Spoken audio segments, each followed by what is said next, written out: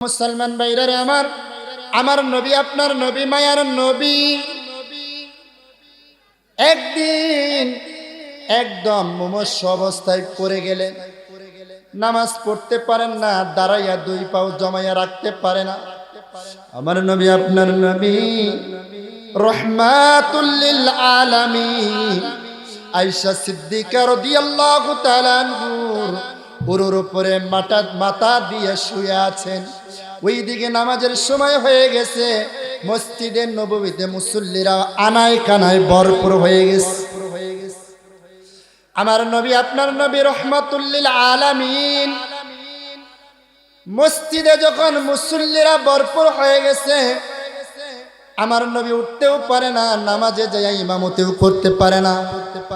নবীর ইমামতি ছাড়া তো অন্য কেউ ইমামতি করার সুযোগ পাইতো না। কথা বলেন ঠিক কিনা? নবী যতক্ষণ পর্যন্ত নামাজ না পড়াইতেন ততক্ষণ পর্যন্ত মানুষ নামাজের জন্য অপেক্ষা করত। আজকে কালকের অবস্থা তো এরকম, আমরা ইমাম সাহেবকে দাঁড় করাই। কথা বলেন ঠিক কিনা? আমরা যাই আগে দাঁড়াই এই কথা এইটা বোঝানোর জন্য, ও ইমাম সাহেব সময় হয়েছে তাড়াতাড়ি দাঁড়ান। অথচ নবী কিতাবের মধ্যে আসছে তারাবির নামাজের মধ্যে সাহাবীরা অপেক্ষা করতে করতে অর্ধরাত পর্যন্ত হয়ে গেছে, নবী আসে না। তারপরেও কেউ নামাজে দাঁড়ানোর সাহস পাইত না। আমার নবী মায়ার নবী নামাজ পড়াইতে যাবেন মসজিদের মধ্যে, যাইতে পারতেছে না, মুমূর্ষ অবস্থায় শুয়ে আছে। আয়েশা সিদ্দিকা রাদিয়াল্লাহু তাআলা আনহার উপরে শুয়ে আয়েশারে কয়, আয়েশা রে, তোমার বাবা আবু বকরকে একটু ডাক দাও, তোমার বাবা আবু বকরকে একটু ডাকো। আয়েশা সিদ্দিকা রাদিয়াল্লাহু তাআলা আনহা বাবা কইয়া ডাক দিছে, আবু বকর দৌড়ে চলে আসছে। আবু বকর আয়েশা কয়, কি কেন আমাকে ডাকতেছো? আয়েশা সিদ্দিকা কয়, তোমার জামাই পয়গম্বর তোমাকে ডাকছে। এই কথা বলার পরে আবু বকর বললেন, ইয়া রাসূলুল্লাহ, ইয়া হাবিবাল্লাহ, আপনি আমাকে ডাকছেন? রাসূলুল্লাহ সাল্লাল্লাহু আলাইহি ওয়াসাল্লাম বললেন, আবু বকর, হ্যাঁ হ্যাঁ আমি তোমাকে ডাকছি। ওই যে দেখো মুসল্লি ভরপুর, নামাজের সময় চলে যাইতেছে, তাড়াতাড়ি যাও, আমি আজকে নামাজে যাইতে পারবো না। আমার পরিবর্তে তুমি গিয়া আমার কায়েম মুকাম হিসাবে নামাজ আদায় করো। আল্লাহর নবী সাল্লাল্লাহু আলাইহি ওয়াসাল্লামের আদেশ পাওয়ার পরে আবু বকর দেরি করে নাই। আবু বকর দৌড়াইয়া মসজিদে চইলা গেছে। মসজিদে যাওয়ার পরে যখন পাটা মসজিদের মধ্যে রাখছে, সাহাবায়ে কেরাম হাউমাউ কইরা কান্দা দিছে। হাউমাউ কইরা কান্দা মসজিদ গম গম শুরু করেছে, কান্নার রোল শুরু হয়ে গেছে। সাহাবায়ে কেরাম তিনারা বুঝতে পারছেন আবু বকর যেহেতু কায়েম মুকাম হয়ে আসছে, আবু বকর যেহেতু আসছে, মনে হয় আর রাসূলের পিছনে নামাজ পড়তে পারবো না, রাসূলের পিছনে হয়তো আর নামাজ পড়ার সুযোগ হবে না। ও মুসলমান ভাইরা আমার, আবু বকর সিদ্দিক আস্তে আস্তে পাপা করে হাঁটি হাঁটি করে মসজিদের মুসল্লায় গিয়ে নামাজে দাঁড়াইয়া ইমামতি শুরু করছে। আয়েশা সিদ্দিকা রাসূলুল্লাহ সাল্লাল্লাহু আলাইহি ওয়াসাল্লাম কয়, ও আয়েশা, আমার মুখটা একটু মসজিদের নববীর দিকে ঘুরাইয়া ধরো। আয়েশার হুজরা, আয়েশার কামরা আর মসজিদের নববী একদম কাছাকাছি ছিল। আয়েশা সিদ্দিকা রাদিয়াল্লাহু তাআলা আনহাকে যখন বললেন মসজিদের দিকে ঘুরাইয়া ধরো, দেখিন আমার সাহাবী, আমার সাথীরা কিভাবে নামাজ পড়ে। আয়েশা সিদ্দিকা রাদিয়াল্লাহু তাআলা আনহা যখন নামাজের দিকে রাসূলের গাড্ডা ঘুরাইয়া ধরলেন, মুখটা ঘুরাইয়া ধরলেন, আমার নবী আপনার নবী পয়গম্বর মসজিদের দিকে তাকাইয়া প্রথম একটা মুস্কি হাসি দিয়া সাথে সাথে কান্না শুরু করলে। আয়েশা সিদ্দিকা ডাক দিয়ে কয়, ইয়া রাসূলুল্লাহ, ইয়া হাবিবাল্লাহ, আপনি কান্দেন কেন? আমার বাবা আবু বকর ইমামতি করতেছে, এই জন্য কাঁদতেছেননি? রাসূলুল্লাহ সাল্লাল্লাহু আলাইহি ওয়াসাল্লাম বলেন, আয়েশা রে না, এই জন্য আমি কান্দি না, আমি এই জন্য কাঁদতেছি, এই নামাজকে প্রতিষ্ঠিত করতে গিয়া উহুদের ময়দানে আমার দান মোবারক শহীদ হয়েছে। এই নামাজকে প্রতিষ্ঠিত করতে গিয়া তায়েফের ময়দান আমার মামুর দেশেও থাকতে পারি না। ওই যুবকেরা আমাকে তাড়িয়ে দিছে, আমাকে মারতে মারতে আমার পায়ের সাথে জুতা মোবারক লাগিয়ে গেছে, তারপরেও নামাজ ছাড়ি নাই। এই নামাজকে প্রতিষ্ঠিত করতে গিয়া মক্কা থেকে আমি বিতাড়িত হয়েছি, চলে যাইতে হয়েছে। এই নামাজকে প্রতিষ্ঠিত করতে গিয়া ওই যে কাফিরেরা পচা উটের নারী বুড়িগুলো আমার পিঠের উপরে চাপাইয়া দিছে, তারপরেও আমি নামাজ ছাড়ি নাই। আজকে যে আমি প্রথম মুস্কি হাসি দিলাম, পরে কান্না করলাম আয়েশা, ওই যে মুস্কি হাসি দিলাম এরপরে যে কান্না করলাম, এটা আমার দুঃখের কান্না না, এই কান্নাটা হলো আমার সুখের কান্না।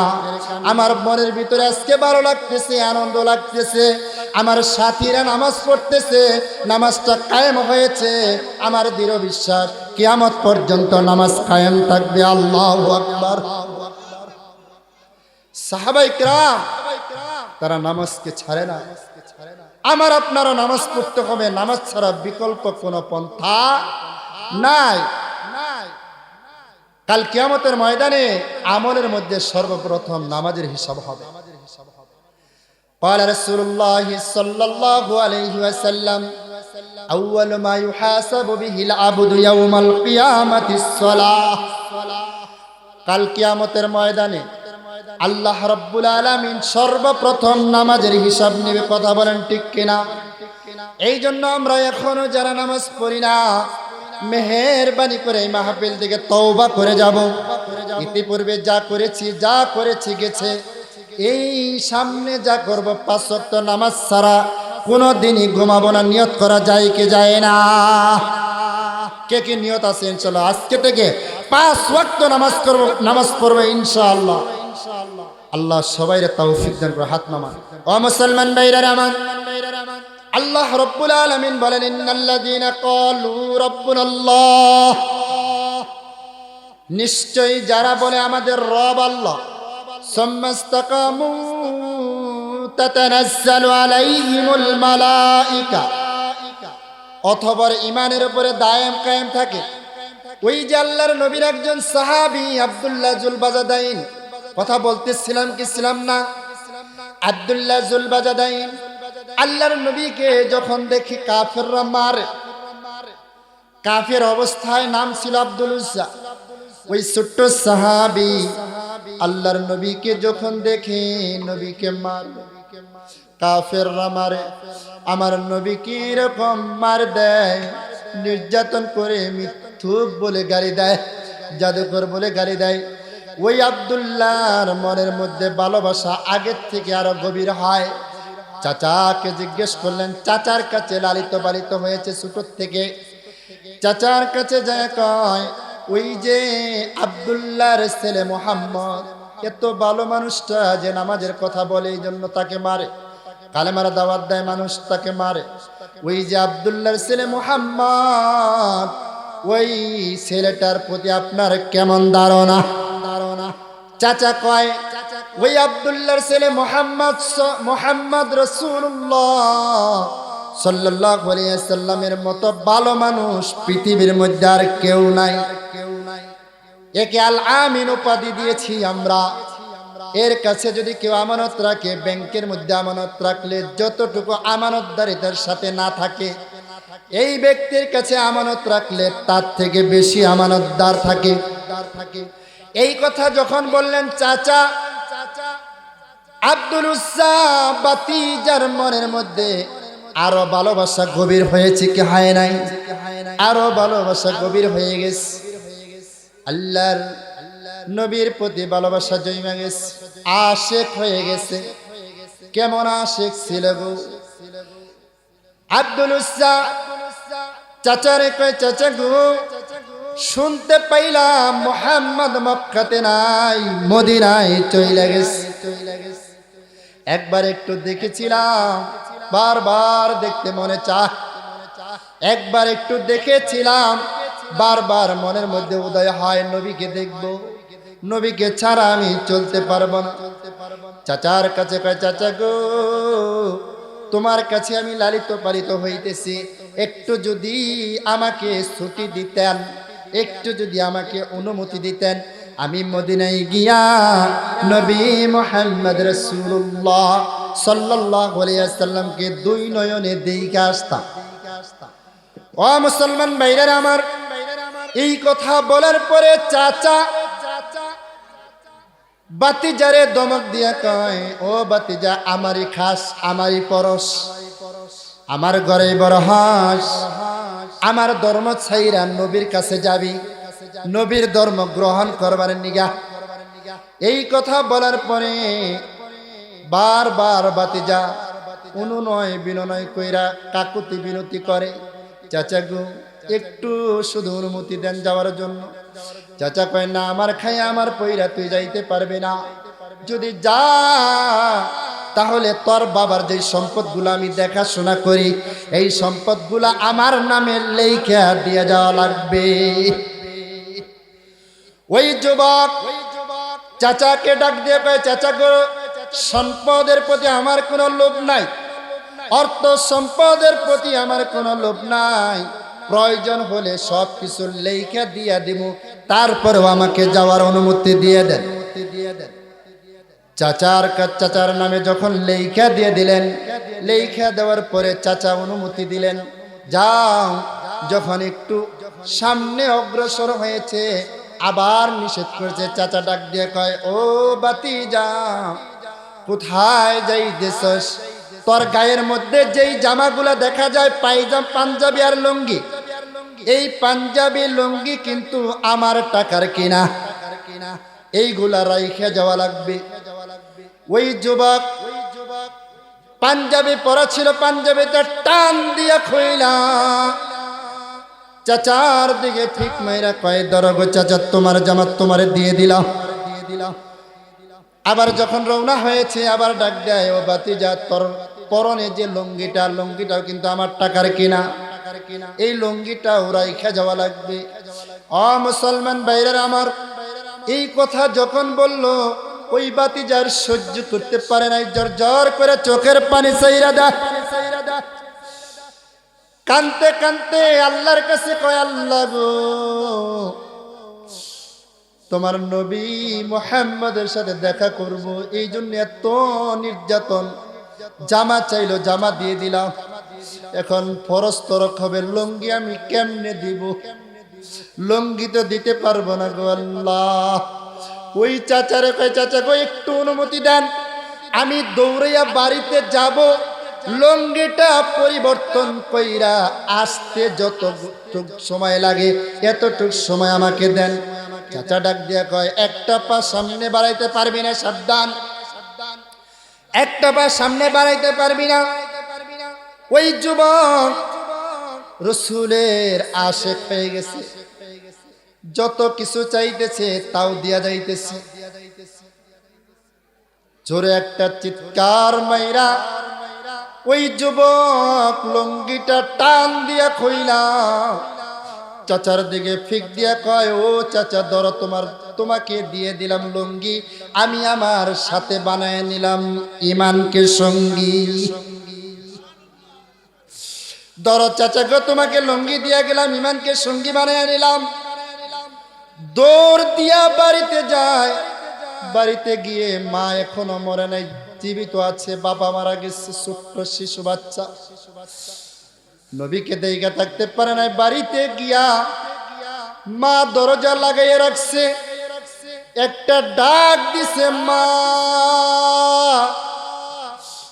মায়ের সন্তানের আওয়াজ মায়ের শুনতে দেরি, দরজা খুলতে দেরি করেন, সাথে সাথে দরজাটা খুইলা সন্তানের দিকে তাকাইয়া দেখে কাপড় চোপড় কিছু নাই।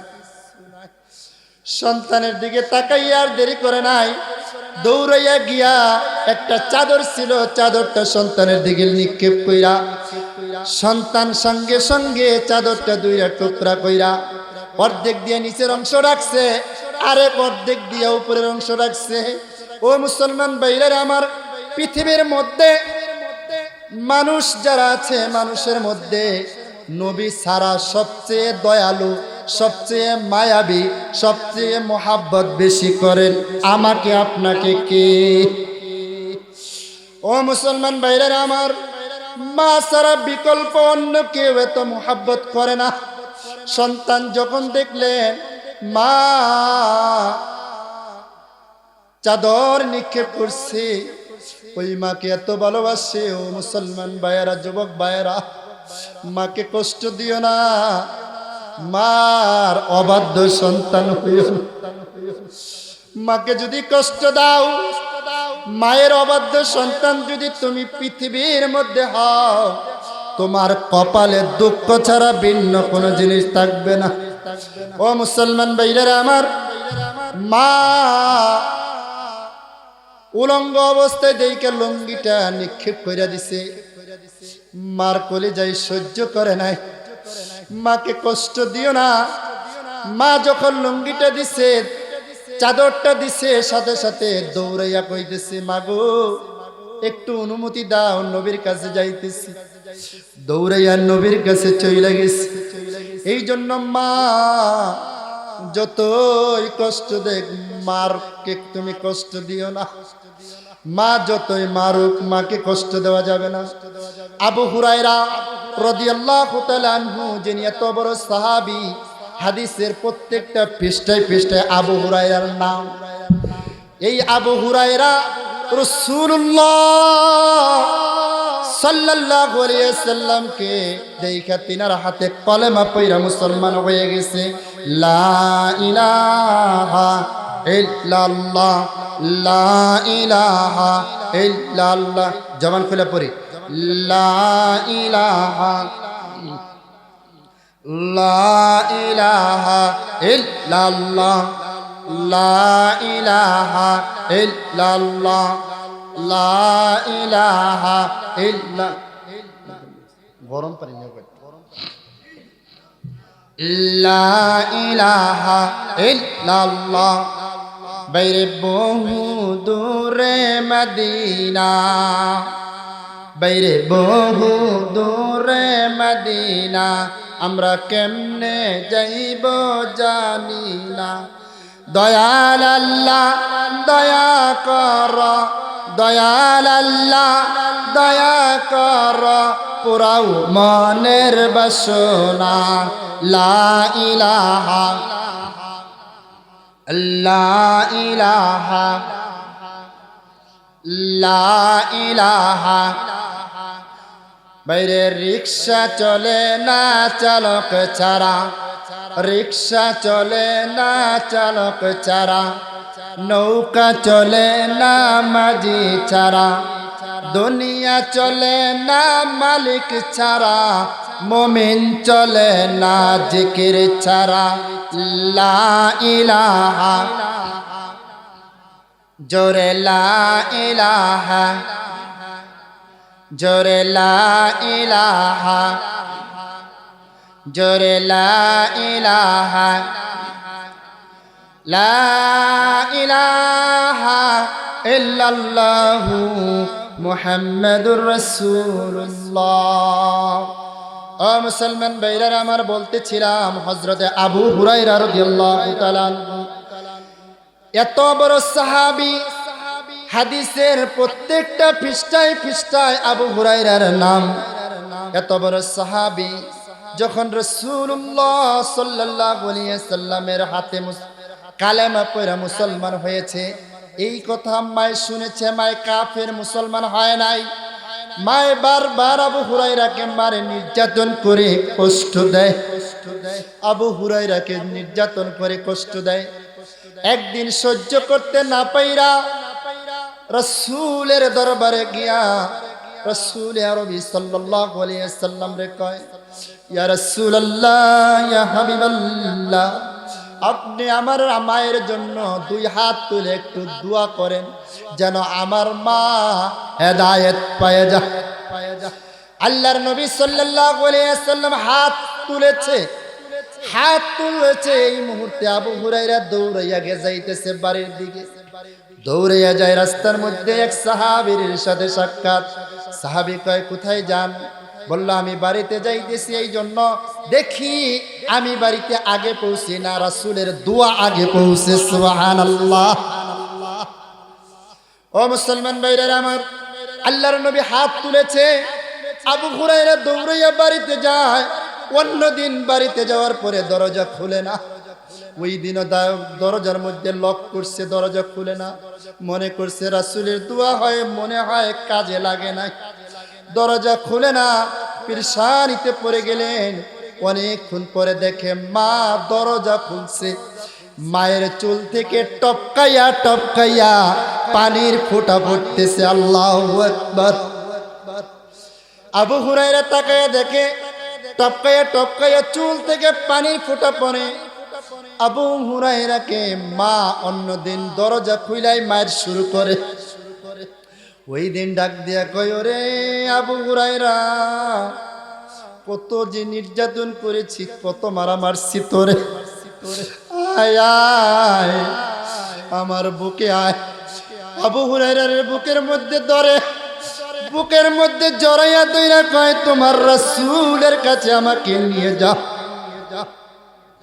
তোমার রাসূলের কাছে আমাকে নিয়ে চলো, আমি কালেমা পইরা মুসলমান হয়ে যাব। আল্লাহু আকবার। আবু হুরায়রাকে কম নির্যাতন করে নাই, তারপরেও কিন্তু মায়ের অবাধ্য হয় নাই। আল্লাহর নবী বলেন, লা তাআতা লিমাখফি, লা তাআতা লিমাখলুকিন ফি মাসিয়াতিল খালিক। ততক্ষণ পর্যন্ত মায়ের অবাধ্য হওয়া যাবে না যতক্ষণ পর্যন্ত মায়ে ইসলাম বিরোধী কোন কাজের আদেশ না করবে। ও মুসলমান, কিতাবের মধ্যে আসছে, আল জান্নাতু তাহতা আকদামিল উম্মাহা, মায়ের পায়ের নিচে হলো তোমার বেহেশত। কার পায়ের নিচে? মায়ের পায়ের নিচে হলো তোমার বেহেশত। রিদার রাব্বি ফি রিদাল ওয়ালিদি, সাখাতুর রাব্বি ফি সাখাতিল ওয়ালিদি, রিদার রাব্বি ফি রিদাল ওয়ালিদি, সাখাতুর রাব্বি ফি সাখাতিল ওয়ালিদি। আল্লাহর নবী পয়গম্বর রাসূল আরবি সাল্লাল্লাহু আলাইহি ওয়াসাল্লাম বলেন, আল্লাহর সন্তুষ্টি হলো পিতা মাতার সন্তুষ্টির মধ্যে নিহত। আল্লাহর অসন্তুষ্টি হলো পিতা মাতার অসন্তুষ্টির মধ্যে নিহত। তুমি যদি আব্বা আম্মারে খুশি রাখো, খুশি হবেন কে? খুশি হবেন আল্লাহ। তুমি যদি আব্বা আম্মাকে বেজার করো, তাহলে আল্লাহ বেজার হয়ে যাবে, আর আল্লাহ বেজার হইলে আমার জন্য জাহান্নাম ওয়াজিব হয়ে যাবে। ও মুসলমান ভাইরা আমার, কথাগুলা খুব দিল দিয়ে শুনবেন। কিতাবের মধ্যে আসছে, যেই ব্যক্তি সন্তানের দিকে একবার মায়ার দৃষ্টিতে তাকায়, মুহাব্বতের দৃষ্টিতে তাকায় গো, আল্লাহ রাব্বুল আলামিন সঙ্গে সঙ্গে একটা কবুল হজের সওয়াব তার আমলনামায় দান করে। সুবহানাল্লাহ।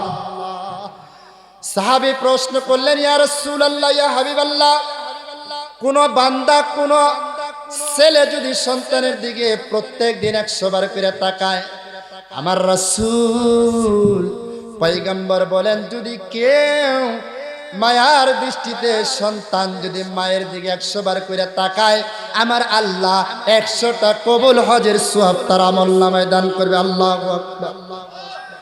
ও মুসলমান ভাইরা আমার, যদি পিতা মাতাকে অসন্তুষ্ট করেন, দুনিয়াতে কামাই রুজির মধ্যে বরকত থাকবে না। এমনকি শুধু তাই নয়, যখন আপনি মরবেন, মরার সময় কালেমা নসিব হবে না। ও মুসলমান ভাইরা আমার, মরার সময় কালেমা নসিব হবে না। এই জন্য মুসলমান ভাইরা আমার, যেন আমার কালেমা নসিব হয়, কালেমা যেন মৃত্যুর সময় নসিব হয়, কালেমা যেন মৃত্যুর সময় বের হয়। এই জন্য বেশি বেশি মায়ের খেদমত করা লাগবে। কথা বলেন ঠিক কিনা? ও মুসলমান ভাইরা আমার,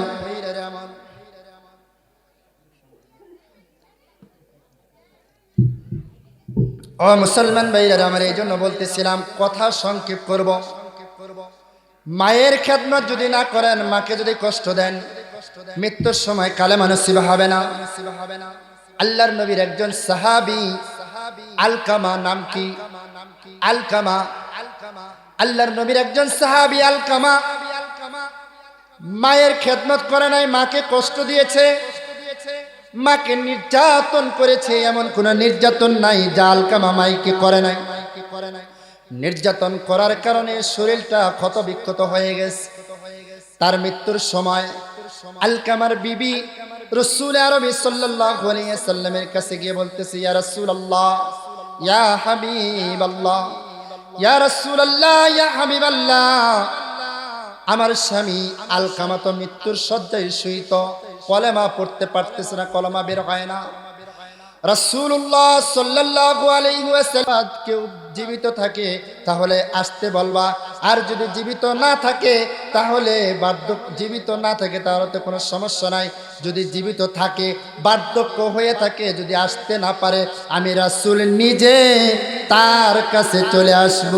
ও মুসলমান ভাইরা আমার, আলী বেলাল রাদিয়াল্লাহু তাআলা আনহু আলকামার কাছে যাইয়া দেখে সবাই চতুর্দিকে বসে বসে দাঁড়ায়া দাঁড়ায়া কালেমার তালকিন করতেছে, লা ইলাহা ইল্লাল্লাহ, লা ইলাহা ইল্লাল্লাহ, এই কালেমার তালকিন করতেছে। কিন্তু আলকামার জবান দিয়ে কালেমা বের হয় না। অনেক কষ্ট হইতেছে, মৃত্যুর কষ্ট, কালেমা বের হয় না। রাসূলুল্লাহ সাল্লাল্লাহু আলাইহি ওয়াসাল্লাম বেলালকে পাঠাইয়া খোঁজ করতে বলছে, মা বাবা কেউ জীবিত আছে কিনা, যদি বার্ধক্য হয়ে থাকে না আসতে পারে, রাসূল আসবেন। খুঁজা দেখে একজন মা বাইচা আছে, মা বড় বৃদ্ধ। মাকে বললেন, রাসূল আপনাকে সালাম জানাইছে, যদি আপনি যাইতে পারেন রাসূলের দরবারে চলেন, আর যদি যাইতে না পারেন রাসূল নিজে আপনার কাছে আসবে। ও মুসলমান ভাইরা আমার, এই কথা যখন আলকামার মাকে বললেন, আলকামার মা আর দেরি করে নাই, যে রাসূল সংবাদ পাঠাইছে, পৃথিবীর অন্য কোন মানুষ না, নবী সংবাদ পাঠাইছে। দৌড়াইয়া গিয়া রাসূলের দরবারে উপস্থিত হয়েছে। রাসূলের দরবারে উপস্থিত হওয়ার পরে রাসূলুল্লাহ সাল্লাল্লাহু আলাইহি ওয়াসাল্লাম বললেন, ও আলকামার মা, তোমার সাথে তোমার সন্তানের সাথে সম্পর্কটা কেমন? বলল, সন্তানের সাথে সম্পর্কটা হলো এমন যে সন্তানের প্রতি আমি অসন্তুষ্টির রাজি না। ও মুসলমান ভাইরা আমার, এই কথা যখন বললেন আলকামার মা অসন্তুষ্ট, তখন রাসূলের আর বুঝতে দেরি হয় নাই। রাসূল সঙ্গে সঙ্গে বুঝতে পারছেন আলকামার মার অসন্তুষ্ট থাকার কারণে আলকামার জবান দিয়ে আজকে কালেমা বের হইতেছে না। রাসূলুল্লাহ সাল্লাল্লাহু আলাইহি ওয়াসাল্লাম একটা কৌশল অবলম্বন করলেন। রাসূল বললেন, ও বেলাল, ওই যে মাঠের মধ্যে কিছু লাকড়ি জমা করো, ওই লাকড়ির মধ্যে আগুন দাও, আগুন দিয়া বেলাল, আগুন দিয়া ওই আলকামাকে আইনা আগুনের মধ্যে নিক্ষেপ করো, তাড়াতাড়ি করতেছি, আগুনের মধ্যে নিক্ষেপ করো। যখন এই কথা বললেন, বলার পরে বেলাল রাদিয়াল্লাহু তাআলা আনহু গিয়ে বিশাল বড় আগুনের কুণ্ডি বানাইলেন এবং আগুন ধরাইয়া বেলালকে আনবেন, আলকামাকে আনবেন। এই কথা যখন মা শুনেছে, মায়ের কান্না আরো বেড়ে গেছে, হাউমাউ করে কাঁদতেছে, এত কান্না করতেছে, এত কান্দন কাঁদতেছে যে আমার সামনে আমার সন্তান আমাকে যতই নির্যাতন করে, যতই অবাধ্য হোক আমার সন্তান, কিন্তু আমার সামনে এই আগুনের মধ্যে আমার সন্তানকে ফালাবেন, আমি মা হয়ে কেমনে সহ্য করব?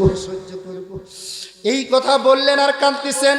রাসূলুল্লাহ সাল্লাল্লাহু আলাইহি ওয়াসাল্লাম বললেন, তাহলে যদি তোমার সন্তানকে এই আগুনের থেকে বাঁচাইতে চাও, তাহলে এই মুহূর্তে সন্তানের প্রতি তোমার রাজি হওয়া লাগবে। সন্তানের প্রতি যখন মা রাজি হয়ে গেল, বেলালকে পাঠিয়ে দিল। বেলাল যায় দেখে, বেলাল ঘরের ঢুকতে দেরি, আলকামার জবান দিয়ে কালেমা বের হইতে দেরি হয় না। এই জন্য মুসলমান ভাইরা আমার, অনেক সুন্দর ঘটনা ছিল হাদিসের বর্ণনা। সময় সংক্ষিপ্ত থাকার কারণে ওদিকে যাইতে পারলাম না। যতটুকু সম্ভব আমি যা কিছু বললাম এর উপর আমল করার আমাকে সর্বপ্রথম তৌফিক দান করুন এবং আমাদের সকলকে এর উপর আমল করার তৌফিক দান করুন। ওয়া আখিরি দাওয়ানা আনিল হামদুলিল্লাহি রাব্বিল আলামিন। আসসালামু আলাইকুম ওয়া রাহমাতুল্লাহি